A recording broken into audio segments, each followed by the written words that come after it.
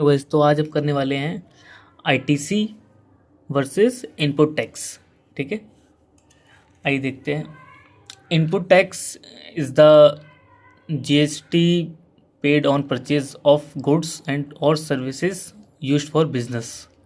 ठीक है, यानी कि इनपुट टैक्स वो होता है जो आप कभी कुछ परचेज करते हैं अपने बिजनेस के लिए, उसके ब्याह पे जो आप टैक्स पे करते हैं वो आपको इनपुट टैक्स हो गया। ठीक है, और फिर आईटीसी क्या होता है?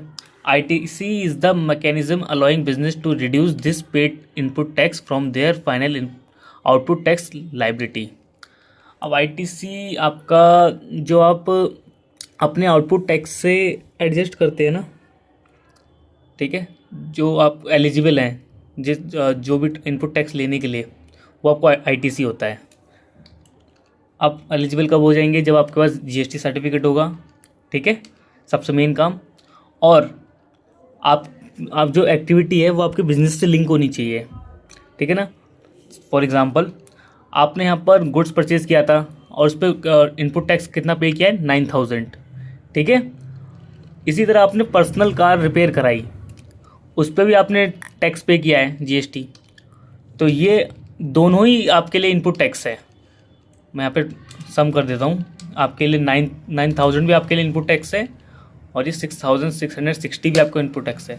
लेकिन ये आपका आईटीसी नहीं बन सकता।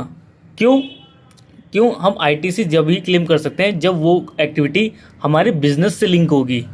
ठीक है, तो इसमें आपको दिख रहा है हमारी आईटीसी क्या हो सकती है?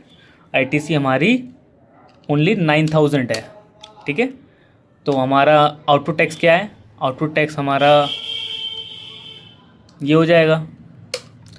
इसी तरह नेक्स्ट टैक्स पेबल निकालने के लिए हम अपने आउटपुट में से आईटीसी को माइनस कर देंगे, ये हमारा टैक्स निकल के आ जाएगा जो हमें गवर्नमेंट को एक्चुअल में पे करना है। Thank you.